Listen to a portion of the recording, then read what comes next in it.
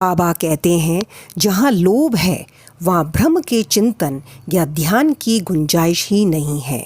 फिर लोभी पुरुष को विरक्ति और मोक्ष की प्राप्ति कैसे हो सकती है? लालची पुरुष को ना तो शांति है और ना संतोष ही, और ना वह दृढ़ निश्चय ही होता है। यदि कण मात्र भी लोभ मन में शेष रह जाए तो समझना चाहिए कि सब साधनाएं व्यर्थ हो गईं। एक उत्तम साधक यदि फल प्राप्ति की इच्छा या अपने कर्तव्यों का प्रतिफल पाने की भावना से मुक्त नहीं है, और यदि उनके प्रति उसमें अरुचि उत्पन्न ना हो, तो सब कुछ व्यर्थ ही हुआ। वह आत्म अनुभूति प्राप्त करने में सफल नहीं हो सकता।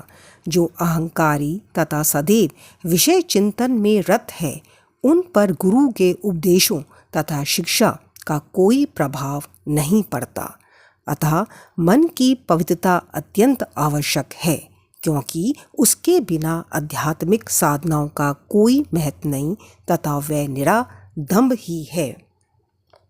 इसलिए श्रेयस्कर यही है कि जिसे जो मार्ग बुद्धिगम्य हो वह उसे ही अपनाए। मेरा खजाना पूर्ण है और मैं प्रत्येक की इच्छा अनुसार उसकी पूर्ति कर सकता हूँ, परंतु मुझे पात्र की योग्यता अयोग्यता का भी ध्यान रखना पड़ता है। जो कुछ मैं कह रहा हूँ, यदि तुम उसे एकाग्र होकर सुनोगे तो तुम्हें निश्चय ही लाभ होगा। इस मस्जिद में बैठकर मैं कभी असत्य भाषण नहीं करता। जब घर में किसी अतिथि को निमंत्रण दिया जाता है तो उसके साथ परिवार, अन्य मित्र और संबंधी आदि भी भोजन करने के लिए आमंत्रित किए जाते हैं। बाबा द्वारा धनी महाशय को दिए गए इस ज्ञान भोज में मस्जिद में उपस्थित सभी जन सम्मिलित थे।